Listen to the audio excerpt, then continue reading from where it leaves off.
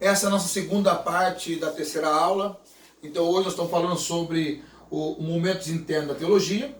E na primeira parte eu falei dessa introdução do primeiro capítulo, do primeiro parágrafo. Então agora falamos sobre a possibilidade de apossar-se dos dados, né? Que nós chamamos de auditus fidei ou intellectus fidei.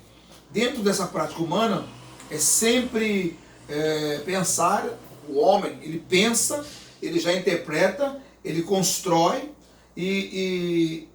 assim, os dados e realizando a interpretação. É lógico que ao pensar teologia, pode, num determinado momento, você optar por um dos polos, né? Qual polo? Ou do auditus fidei ou do intellectus fidei. O auditus fidei significa a palavra da fé e o intellectus fidei significa compreensão, tá? A compreensão. Então são duas questões distintas. Nesse processo de aprendizagem da teologia, a forma auditus fidei tem a função de coletar os dados. Então, de você ouvir, você absorver essas informações, os dados da revelação, da forma que constam na Escritura. Então você vai absorver isso da Escritura, na exposição que os pais da igreja fizeram, já disse para vocês da primeira parte, na compreensão dos grandes teólogos e nas reflexões mais recentes dos teólogos, né? As reflexões agora presentes. Nós dissemos na primeira aula sobre a teologia hoje. Nós temos várias teologias. Teologia africana, negra, asiática, feminina, política, e agora temos a teologia da libertação, a teologia da prosperidade, e por último agora nós temos a questão da teologia coach. São teologias, teologia da América Latina. Então nós precisamos compreender essas teologias, a compreensão da teologia a partir desses fenômenos. Então quando você opta por um polo, você vai processar de acordo com ele. E aí nessa questão do auditus fidei, você vai analisar, né, a Escritura, os pais da igreja, a compreensão dessa teologia atual, o chamado pós-moderna. Então, o que acontece? Esse processo não está preocupado em sistematizar. Não, jamais. A gente, dentro do auditus fidei, não está preocupado em sistematizar. Não. O interesse dele é captar. Tentar captar essas informações dessas fontes. Da Escritura, dos pais da igreja, dos teólogos, tá? Da teologia moderna. Esta é a preocupação do auditus fidei, né? Mas sim, a preocupação dele é interpretar de forma despida, acurada, dos dados de sua descoberta, também do acúmulo dessa informação. Ou seja, a partir desse polo auditus fidei, você acumula com o tempo essas informações. Essas informações elas vão acumulando ao longo do tempo e como se fosse um quadro de luz que vai acendendo de acordo com as experiências. E aí você, até um determinado momento que todo quadro se acende. E aí clareia a ideia, clareia o assunto, clareia o tema, clareia aquela questão que você passa por sofrimento até compreender, né? Essa prática não se realiza com um mínimo de capacidade intelectual. Não se realiza, né? Você tem que ter o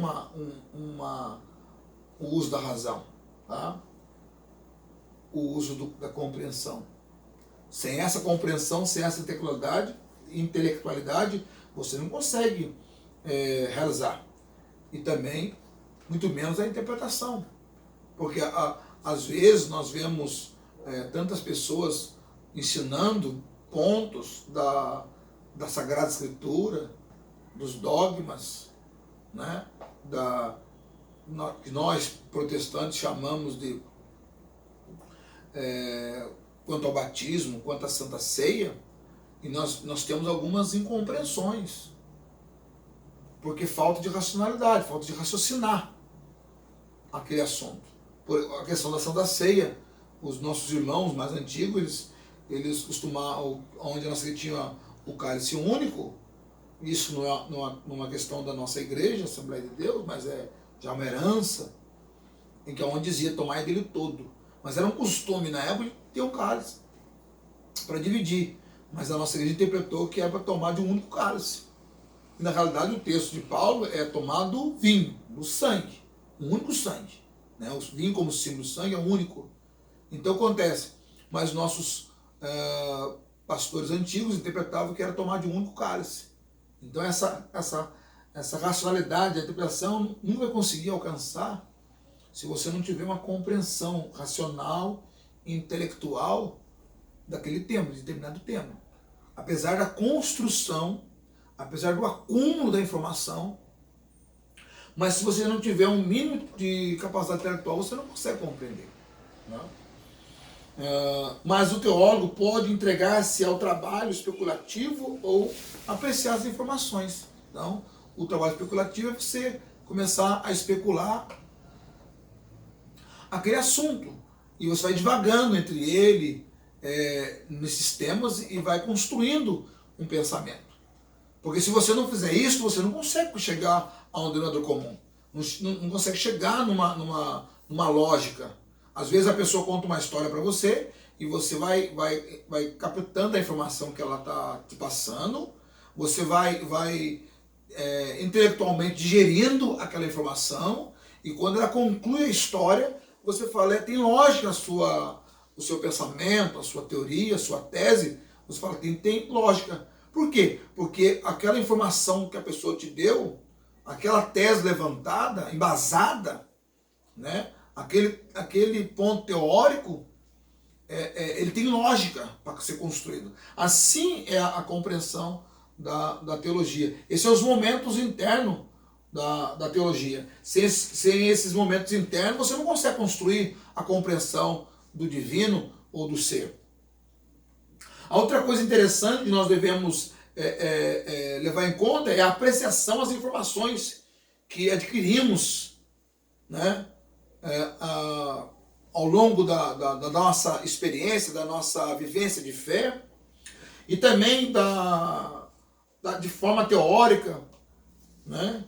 E essas formas teóricas vão avançando de uma compreensão racional dessas informações, desses dados, e isso só ocorre quando nós colocamos em prática o nosso audito fidei, né? Que é a compreensão, ou melhor, que é a palavra da fé. Então, você precisa construir essas questões dentro do polo, tanto audito fideis como o de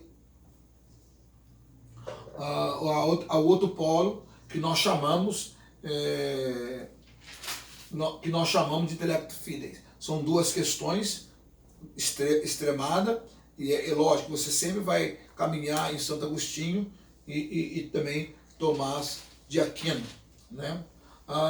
Quando você adquire essas informações, na pregação da fé, ela vai se ampliando, se enriquecendo, né? De uma forma ou de outra, as reflexões vai criando pressupostos, tá?